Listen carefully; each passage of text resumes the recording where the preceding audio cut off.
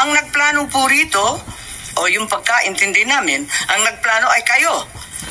I would like Secretary Anyo, Secretary Gibot Chodoro, at ang pinangalan, ang Chief PNP, General Marbil. Parang apat yung pinangalanan sa isang interview ng ating Secretary ng DILG. Can I answer that, ma'am? Yes, please, you're recognized. The question was, who planned this? I did not state in any way who planned it. The meeting was of executive privilege. It is a conversation between the president and the ones I mentioned. There was. So what exactly did you say? Ano sinabi po ninyo? They asked me. Intindi namin, itong apat na pinangalanan, ang siyang nagplano. Ma'am, we're already invoking executive privilege in this matter. Yes. We're invoking executive privilege in this. Yes, that's fine, but it's in the interview, and it's Yes, ma'am. It goes as far as the interview, ma'am. Yes, ma'am. Yes, I'd like to understand. I think your brother tried to did not explain state in any what way. he said in the interview, and I'm happy They asked to me hear if I planned it. I said it was not me. There were other people in the room, but we did not discuss any plans of any arrest. Saan ang galing yung mga pangalan na ito? Ma'am, that again is executive privilege. Ma'am, let me explain, ma'am. Let me explain first, ma'am. Interview po eh. Yes, ma'am. Let me explain first, ma'am. We were discussing rumors of an impending arrival based Parang on... hindi yung gano'n ang dating sa amin eh. Ang pagkaintindi that namin, is the apat whole na truth, nagplano. That is we were discussing rumors. Go ahead, ma'am. Patugtog na lang natin para maintindihan, ha?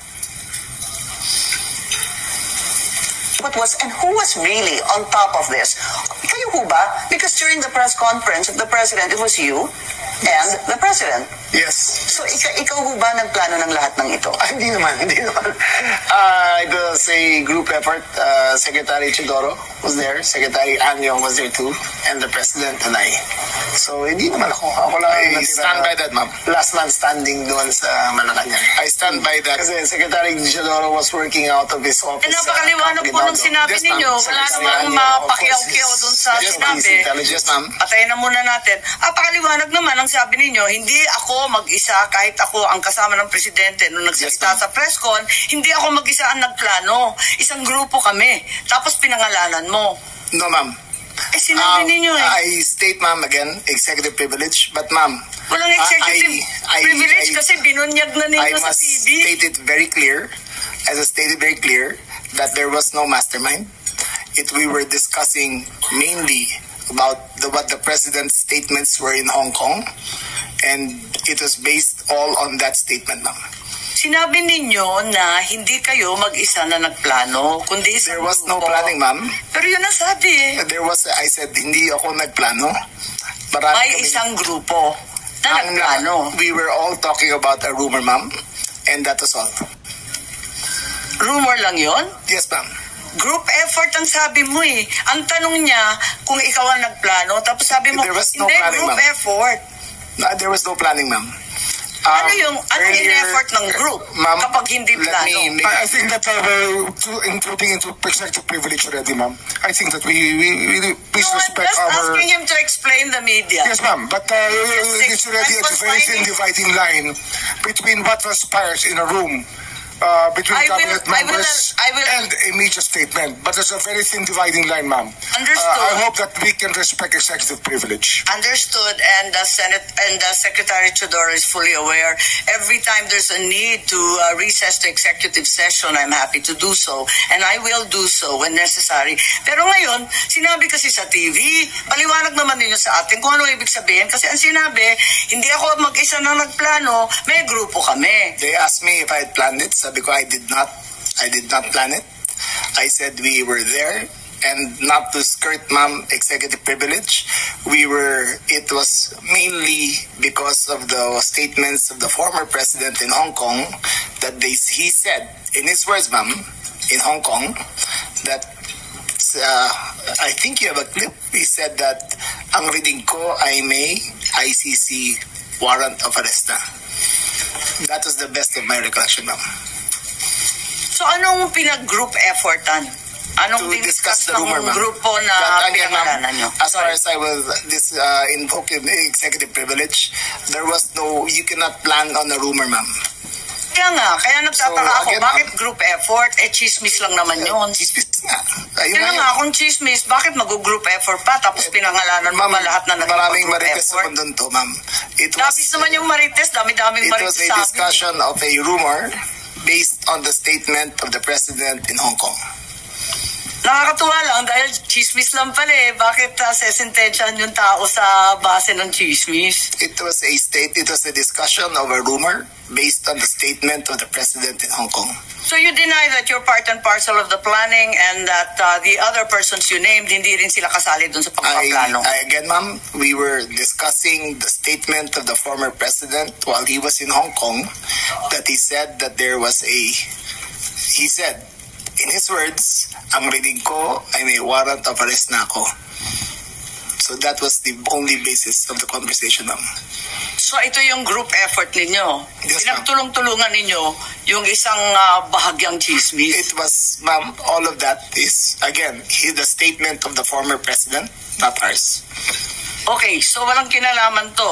Pero para lamang sa kaprasong chismis, magtitipon-tipon pa yung mga sekretary ng kabinete. Nakakatuwa naman. Call it what you may, ma'am. Walang magawa. Opo, anyway, nabanggit na paulit-ulit itong Interpol, ano?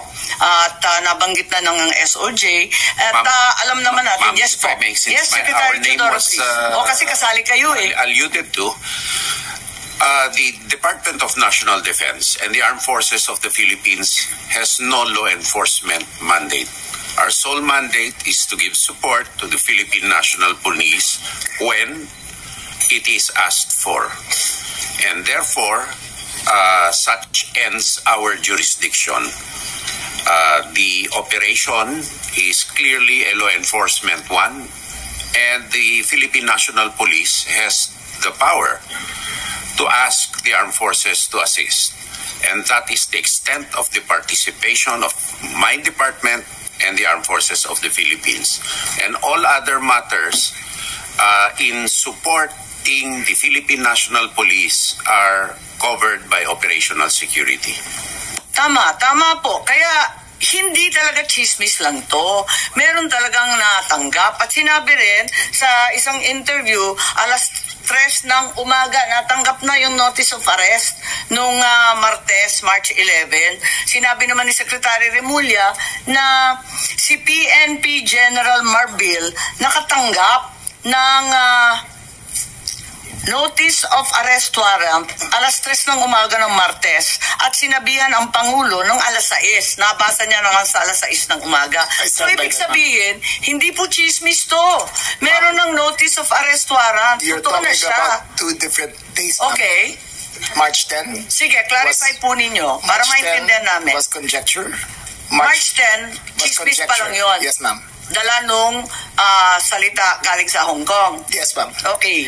March Tapos, 11 was a formalized transmission by the ICC towards Interpol, and that was the first knowledge that this administration had of the presence of a action by the ICC directed towards Interpol. And that was the only formal knowledge that we had. So, andun lang, so ang ibig sabihin, ang gobyerno hindi tumulong sa ICC sa application ng warrant. Nagulat kayo na dumating na lang yung dokumento? Yes, ma'am. Wala kayong kaalam-alam or paghihingi? None whatsoever, ma'am. None whatsoever. Ganun din yung SOJ, pati yung SND. Wala kayong balita, wala kayong hinikayat, wala kayong pakikiusap na ilabas na yan sa lalong madaling panahon. Wala po ako rito nun eh. Nasa Vienna po ako. Na-attend po ako ng United Nations meeting sa Drugs and Crime, UNODC. Yung March 10 o yung 11 po? Parehong araw po, wala po ako rito. Ngunit nakikipag-usap ako sa telepono na tinatanong ko yung nangyayari dito sapagkat ang Department of Justice ay involved siyempre sa bawat proseso. At kinakausap ko po yung mga pwede kong kausapin tungkol dito. Okay, so wala kayo dito pero kayo nag-anunsyo at lumabas sa balita na alas 3 ng umaga pa lang ng Martes andyan na yung notice of warrant. It was me, ma'am. It was me. Ibang Remulla yun. Baka na-confuse pati media. It was me who confirmed during the press conference of March on Tuesday, March 11, I think, that when the president asked me on when the notice of diffusion arrived, and I stated it was 3 a.m. Salamat. Okay. Si General Marbil, may dadagdag po kayo. Kayo daw ang nakatanggap